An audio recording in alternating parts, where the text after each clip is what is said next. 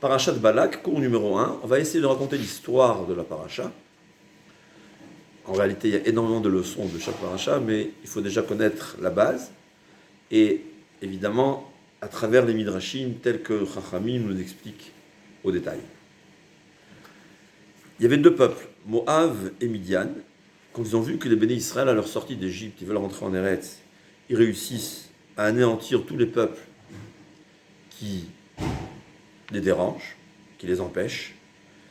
Ils craignaient que le peuple juif allait aussi leur mener une guerre, leur faire une guerre, et donc les anéantir en fait. En réalité, Moab n'avait pas vraiment une crainte parce qu'on avait une interdiction de faire la guerre à Moab. Mais quand même, ils ont craint. Ils ont vérifié c'est quoi la force du peuple juif.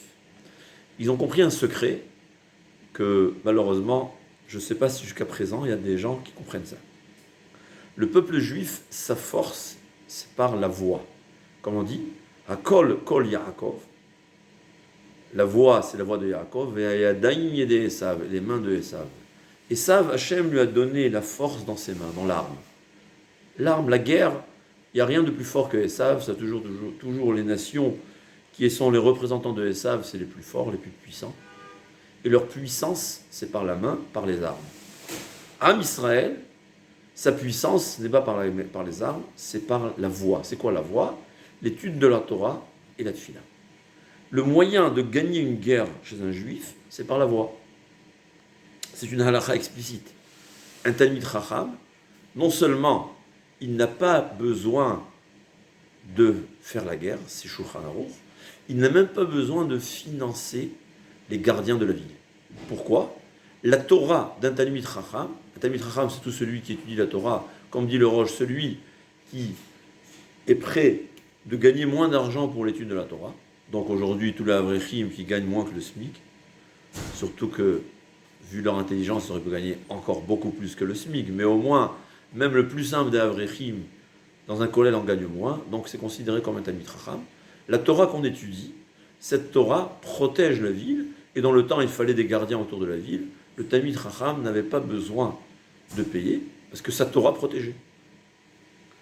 Dans le temps, plus un homme était dans la Torah, ou bien il y avait, comme du temps du roi Yecheskiyahu Ameler, qu'on est resté étudier la Torah, et Akadosh Baruch Hu a donné une épidémie à Sancheriv, 180 000 officiers, ils sont tous morts en une nuit. Ou bien David Ameler, que c'est pas qu'il avait besoin de s'entraîner, il avait une puissance surhumaine. Il pouvait gagner, mais c'était tout d'une façon miraculeuse. C'est pas parce que on s'entraînait, c'est par l'étude de la Torah. La Gemara dit que David Ameler, avant la faute, avec une flèche, il tuait 1000 ennemis, et une fois qu'il a fauté, sa flèche ne tuait que 800 ennemis. C'est-à-dire, ou bien en restant en étudiant, on faisait la guerre, ou bien on était capable de mener une guerre tout en restant attaché au Beth Midrash. C'est-à-dire, on étudiait jour et nuit, et arrivé le moment de la guerre, on prenait une épée, et avec cette épée-là, il réussissait la guerre beaucoup mieux que les soldats entraînés pendant des dizaines d'années. C'est une façon miraculeuse. C'est pas la main, c'est au fait, c'est le miracle. C'est le peuple juif gagne sa guerre par la Torah, par la voix. D'ailleurs, la halakha, elle est Ha'elef lecha shelomo u'matayim lanoterim et pirio. Dans le cas où on n'est pas au niveau de David Ameler, ni au niveau du roi Hiskiyahu Ameler, que c'est Akadosh Baruch Hu qui fait la guerre, on va dire, il fallait qu'il y ait Ha'elef lecha shelomo, 1000 pour toi, shelomo, u'matayim lanoterim et pirio, et 200 pour garder. Alors là, dans la Gemara Masechet Shavuot, elle ramène une machloket. Est-ce que ici, Shelomo, c'est le roi Salomon?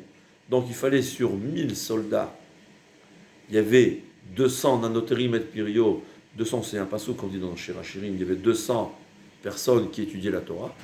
Et d'après ceux qui disent que Shelomo, ça veut dire Meler Shea Shalom Shelo, c'est Akadosh Baruch Hu, il y avait sur 1000 Avrechim qui étudiaient à la Yeshiva, il y avait 200 soldats. C'est ce que le passouk nous dit. 1000 pour Salomon et 200 qui gardent la vigne. Est-ce que Salomon, c'est Akadosh Baruch Hu, ça représente Akadosh Baruch Hu, donc c'est 1000 Avrechim et 200 qui font l'armée, ou l'inverse, 1000 c'est le roi Salomon, donc 1000 qui vont faire l'armée, pour tout ce qu'il y a besoin pour le pays, et 200 qui vont étudier la Torah, c'est-à-dire c'est quelque chose de plus simple, qui était évident. Le peuple juif ne gagne que par la tfila, par l'étude de la Torah. Même dans la guerre de Kippour, il y avait tellement de miracles, mais j'ai une histoire qui m'a beaucoup marqué d'un soldat qui se retrouvait face à 2 régiments de tanks. Il ne savait pas quoi faire. Il a fait ce que nos ancêtres faisaient. Il a pris le Téhilim et il s'est mis à lire le Téhilim. Qu'est-ce qui s'est passé? Ces 2 régiments égyptiens, l'un a mené la guerre à l'autre. Chacun s'imaginait que l'autre c'était des Israéliens. Ils se sont entretués. Il a prié, Hachem nous protège. Donc, Midian et Moab ont compris que le peuple juif, leur force, c'est la Torah. C'est la voix. Ils se sont dit, on ne va pas mener une guerre standard contre le peuple juif. Aucune arme ne peut résister au laser de la voix d'Israël. On va faire la guerre par la voix. C'est quoi la voix? Il y avait un certain Bilham. Bilham, c'était un prophète non-juif. Akadosh Baruch Hu a donné une prophétie à un non-juif. Pourquoi? On va expliquer ensuite. C'est-à-dire, en principe, un prophète, c'est quelqu'un qu'on peut dire, il est déconnecté de ce monde. Il est attaché à aucun des plaisirs de ce monde. Son corps est devenu spirituel au point où il ne va pas faire une séparation entre son âme et Akadosh Baruch Hu, et il pourra se connecter à Akadosh Baruch Hu, et Akadosh Baruch Hu va lui communiquer. C'est-à-dire, il a neutralisé tout son corps au point où son corps n'a aucune attache sauf le minimum à la terre. On peut dire il mangeait le minimum, il dormait le minimum, il discutait le minimum, tout le reste du temps c'était attaché à Kadosh Baruch Hu pour atteindre cette prophétie qui est une liaison à Kadosh Baruch Hu, une liaison, c'est-à-dire notre âme spirituelle qui se lie avec Kadosh Baruch Hu, et le corps qui a été tellement neutralisé qu'il ne peut pas faire une séparation entre notre âme et Kadosh Baruch Hu. Mais Kadosh Baruch Hu, pour des raisons que le Midrash va nous raconter, on va parler ensuite, il a donné une prophétie, on va dire, à Bilham. Bilham, c'était quelqu'un d'extrêmement intelligent. C'était quelqu'un, si on peut dire, il avait compris la vérité. Il comprenait exactement ce que c'était Akadosh Baruch Hu. Mais sa tendance, sa nature humaine, il était resté comme un Bilham. Comme la Gemara a dit, quelqu'un Aïn Ra, mauvais œil, il ne pouvait pas supporter de voir chez les autres les choses. Nefesh Rechava, il voulait tous les plaisirs à lui, tout l'argent du monde à lui, tous les plaisirs à lui, au point où la Gemara a dit qu'il était son ânesse, c'était celle qui l'accompagnait la nuit, à ce point-là, tellement il avait exagéré. Et un orgueil total, tout ça est déduit des psukim. Mais Akadosh Baruch Hu lui a donné une prophétie, donc au fait, il pouvait communiquer avec Akadosh Baruch Hu. Et non seulement il pouvait communiquer, il avait même quelque chose que Bilham, personne n'avait. C'était quelqu'un qui connaissait le moment où Akadosh Baruch Hu se met en colère. C'est-à-dire, parce que quand il y a la bonté sans limite, malheureusement, on utilise ça pour la faute.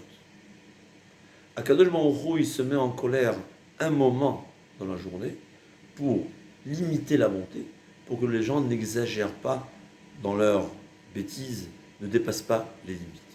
Quand il y a malheureusement la guerre, on n'est pas vraiment tenté par ce que les plaisirs interdits attirent. C'est comme ça. S'il y avait trop de chesed, trop de bonté, les gens ils vont utiliser cette bonté au point ils vont exagérer et il n'y aura plus de monde. Donc Hachem il est obligé malheureusement parfois de se mettre en colère, de nous secouer pour nous rappeler que j'existe. L'homme, quand il a une crainte, il limite ses plaisirs interdits. Il y avait un moment où Akadosh Baruch Hu se met en colère. Combien de temps dure ce moment? Il y a une marloquette. En principe, la Gemara a dit Rega Kememre. Le moment dans la Torah, c'est le moment nécessaire pour dire Rega, 2 syllabes. C'est environ, d'après les calculs de la Gemara, il y a 58 888 moments dans l'heure, si je me souviens bien. En fait, d'après mes calculs, c'était dans une seconde, il y a 2,5 moments. C'est-à-dire la seconde dans la Torah, la plus petite unité de temps, elle est 2,5. C'est-à-dire il y a 2,5 moments dans une seconde. C'est à peu près ça. C'est le moment, un seul moment dans la journée où Akadosh Baruch Hu se met en colère. Lui, Bilham, connaissait ce moment. Donc en vérité, il avait un pouvoir, c'était une des personnes, c'était, on peut dire, un prophète, on peut s'imaginer que c'était, on va dire, le sage de toutes les nations. Il donnait des brachot, ces brachot s'accomplissaient. Il y a une discussion, est-ce qu'elles s'accomplissaient vraiment? Ces malédictions s'accomplissaient, il y a une discussion, est-ce qu'elles s'accomplissaient vraiment? Et qui disent qu'au fait, il connaissait le futur, donc il bénissait pour le bien celui que lui savait que de toutes les façons devait gagner.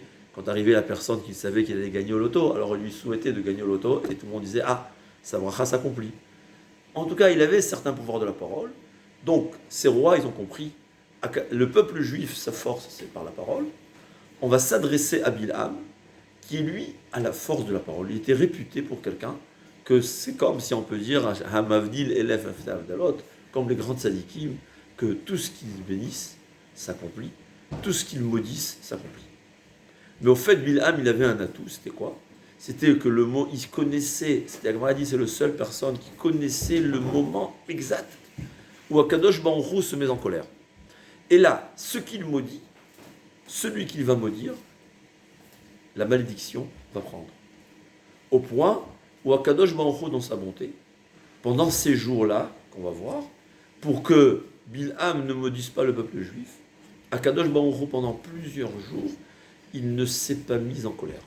Même pas ce moment obligatoire dans la journée pour que le monde n'exagère pas, même ceci, Akadosh Baruch Hu ne l'a pas fait, donc pendant des jours et des jours, Akadosh Baruch Hu ne s'est pas du tout mis en colère, par crainte que Bilham Haracha va se mettre à maudire à ce moment-là propice. Il va nous maudire, comme Akadosh Baruch Hu a laissé le libre arbitre. Il nous a limités, mais sauf dans ce qui concerne la Hirat Shamaim, Akadosh Baruch Hu, il donne la possibilité à l'homme d'être un rachat. Et donc, il ne pouvait pas l'empêcher de maudire, mais Akadosh Baruch Hu pouvait faire une chose, c'est quoi? Il ne s'est pas mis en colère. Mais, c'est écrit, on revient au début, donc, c'est les Moab et Midian ont envoyé des gens très importants pour lui donner les honneurs, parce qu'ils savaient que Bilham, c'était quelqu'un qui cherchait les honneurs.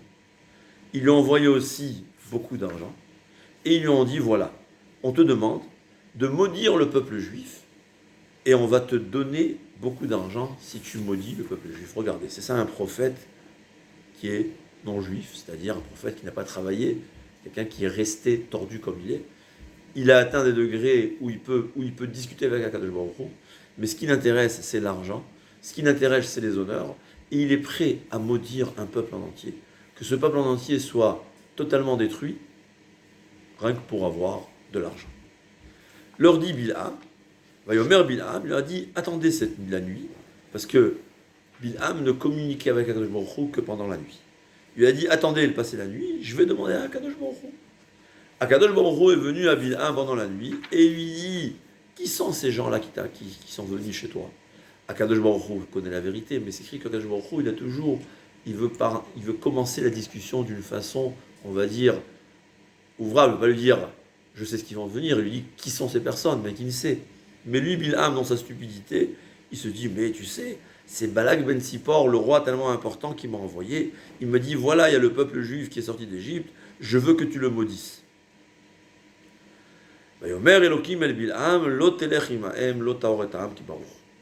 Lui a dit à Kadosh Baruch Hu, ne va pas avec eux.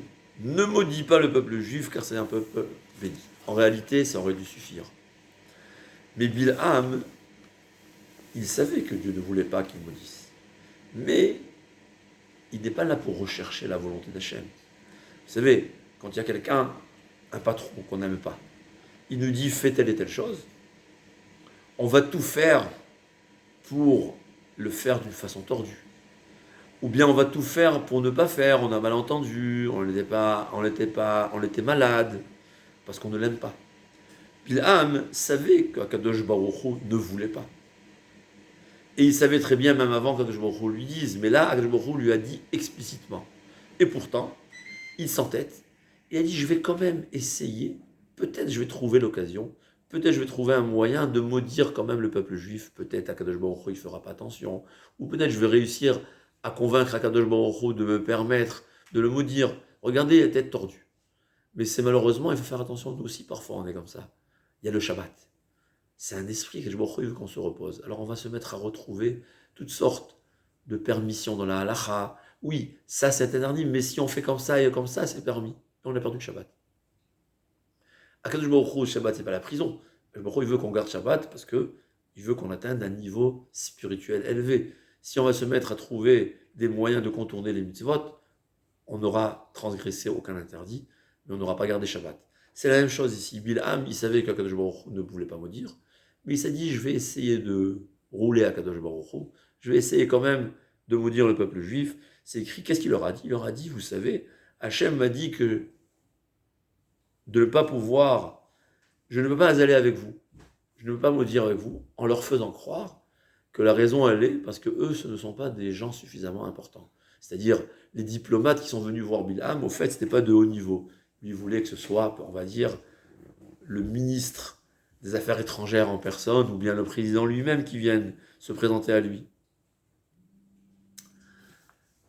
Et donc, Omer, c'est ce qu'il leur a dit. Qui me haine Hachem, il leur a pas dit Akadosh Baruch Hu ne veut pas que je maudisse le peuple juif. Il a dit Akadosh Baruch Hu m'empêche d'aller avec vous. C'est pourquoi d'aller avec vous, parce qu'il fallait maudire. Pour maudire, il fallait voir, aller là où le peuple juif se trouve, et les maudire en les voyant. Donc, en disant compris comme ça,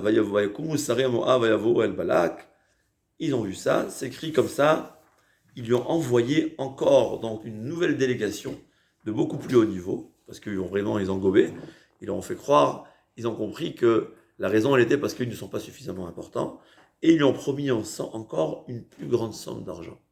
C'est-à-dire, ils ont compris que ce qu'ils voulaient Bilham, c'était l'argent et les honneurs. Et là, Akadosh Baruch Hu revient une autre fois dans le rêve et lui dit à Bilham, ne va pas avec eux, n'écoute pas. Je m'excuse. Si ils t'ont dit, s'ils viennent pour toi, tu peux aller avec eux, mais surtout pas, n'aie pas l'intention de les maudire. Tu feras ce que je te dis. Mais là, Bilham encore, c'est écrit, lui-même, malgré qu'il était quelqu'un de très important, il a lui-même attelé son âne, c'est écrit. C'était une ânesse, parce que malheureusement, la nuit, il faisait ce qu'il faisait avec elle. Et là, Akadosh Baruch Hu voit que Bilham, il s'en va avec eux pour maudire le peuple juif, dans une intention explicite de maudire. C'est-à-dire, il va essayer de trouver une faille à l'interdiction d'Akadosh Baruch Hu pour maudire le peuple juif. Et là, Akadosh Baruch Hu se met en colère, mais Akadosh Baruch Hu, malgré sa colère, et bien que Bilham n'était pas un juif, Akadosh Baruch Hu a eu pitié de lui. Et il voulait l'empêcher de faire la faute. Donc il lui envoie, c'est écrit qu'il y avait cette ânesse, quand ils sont arrivés dans un chemin où il y avait à droite et à gauche un grillage, il y a un malach, un ange qui s'est mis en face, qui a empêché l'ânesse de continuer, pour éviter la faute à Bilham. Là on va couper, on va continuer dans le prochain cours.